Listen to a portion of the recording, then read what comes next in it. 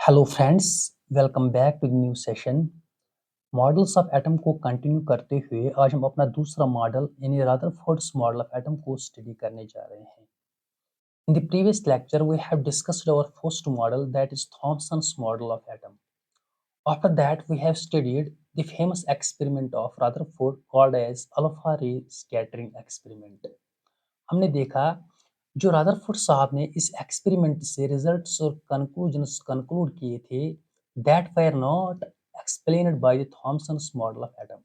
Due to this reason जो Thomson साहब का मॉडल है इसको रिजेक्ट किया गया। After Thomson's model of atom there came और second model that is Rutherford's model of atom जो हम इस लेक्चर में स्टडी करने जा रहे हैं। And in the last of this session, I have mentioned some previous year questions that are important that were asked in different competitive exams so that we can develop the concept of models here. Now moving to the Rutherford's model of atom. जो ये model था this is purely based on the results of alpha ray scattering experiment. हमने previous lecture में कुछ conclusions और results यहाँ से conclude किए थे, उस बेसिस पे रदरफोर्ड साहब ने अपना मॉडल दिया। Now we will discuss here some points related to this model. जो पहला पॉइंट है, this model was given by the famous scientist called Ernest Rutherford. This is the basic point here. इस model को हम nuclear model of atom के नाम से भी जानते हैं क्योंकि ये पहला मॉडल था जिसने हमें न्यूक्लियस का कंसेप्ट दिया था। That is why we call this as nuclear model of atom. Rutherford साहब ने अपने मॉडल में एटम को दो पार्ट्स में डिवाइड किया। The first one is nucleus and the second one is extra nuclear part. Now first we will discuss here nucleus. According to Rutherford जो atom है इसके इनसाइड एक बॉडी प्रेजेंट होती है जिसमें एटम का टोटल मास प्रेजेंट होता है। यानी inside the atom there is small body that contains total mass of the atom और the total mass of the atom is concentrated inside the nucleus of the atom. इस body को हम nucleus के नाम से जानते हैं। टोटल मास के साथ साथ जो टोटल पॉजिटिव चार्ज है इस एटम का that is also concentrated inside this nucleus. हमने प्रीवियस लेक्चर्स से ये कंक्लूड किया है जो पॉजिटिव चार्ज है इस एटम का that is due to the presence of protons. क्योंकि जो प्रोटॉन्स है they contain the positive charge, so the protons are present. हम इस तरह से बोल सकते हैं the protons are present inside the nucleus. जो मास है एटम का, the mass of the atom is due to the presence of protons and neutrons। so protons के साथ साथ ये न्यूट्रॉन्स भी प्रेजेंट होते हैं इस न्यूक्लियस में। क्योंकि at the time of Rutherford's model of atom neutron का कंसेप्ट नहीं आया था। इनका कहना था कि प्रोटॉन के साथ साथ और भी पार्टिकल्स प्रेजेंट होते हैं इस न्यूक्लियस में जो कंट्रीब्यूट करते हैं only towards the mass of the atom, जिनका चार्ज जीरो होता है but they contribute towards the mass of the atom. After the discovery of this neutron he suggested these particles are actually the neutrons that are present inside the nucleus। हम इस तरह से बोल सकते हैं inside the nucleus there are protons and neutrons. इनको हम collectively nucleons के नाम से जानते हैं। So the nucleus contains the nucleons. I hope इतना आपको समझ आया होगा। जो न्यूक्लियस इनका कहना था जो न्यूक्लियस का साइज है that is very small, this is small body as compare to the rest of the atom और as compare to the extra nuclear part. अगर हम न्यूक्लियस की साइज की बात करें, the size of nucleus is 10⁻⁻15 metres. वो जो atom का साइज है दैट इज 10⁻⁻10 मीटर्स। अगर हम यहाँ इनको आपस में कंपेयर करेंगे so we can see that the size of atom is 10⁵ times greater than this size of the nucleus. क्योंकि जो एटम है this contains only the nucleus and the extra nuclear part, so we can say that जो most of the space है इस atom का that is occupied by this extra nuclear part, so the contribution of the size of the atom goes to the extra nuclear part। I hope इतना आपको समझ आया हो. This was little bit about the nucleus according to the Rutherford's model of atom. Now moving to the second part, that is extranuclear part. यही मैंने mention किया है. This nucleus is small, heavy, positively charged body which contributes the mass of atom. Both protons and neutrons are present in nucleus, so we collectively call them as nucleons. Now moving to the extranuclear part.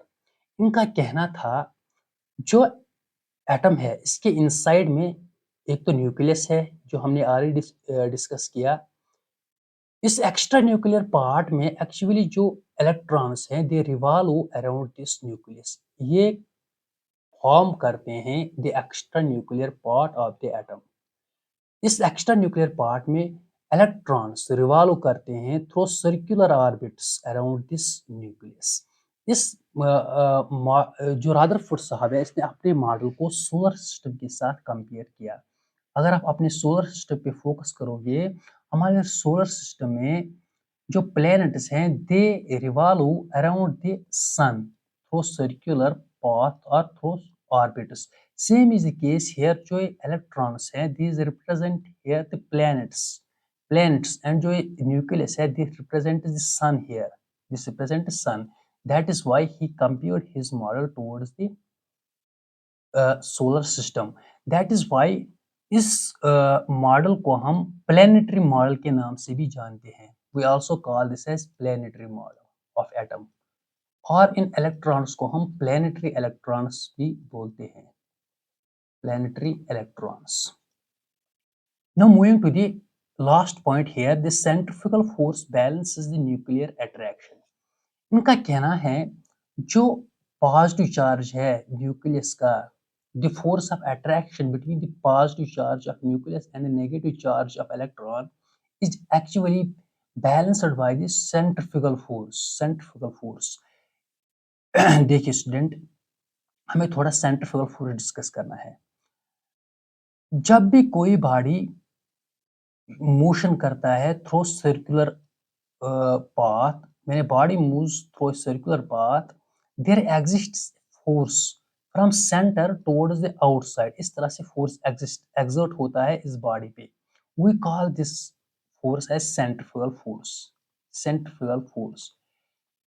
क्योंकि according to this Rutherford's model of atom, यहाँ पे भी electrons revolve करते हैं through the circular path. So there exists a centrifugal force from center towards the outside. जो ये force है this balances here the force of attraction between the nucleus and the electrons. इस तरह से उन्होंने stability of atom को discuss या explain किया. Now we will discuss here drawbacks और demerits of Rutherford's model of atom. ये क्यों रिजेक्ट किया गया?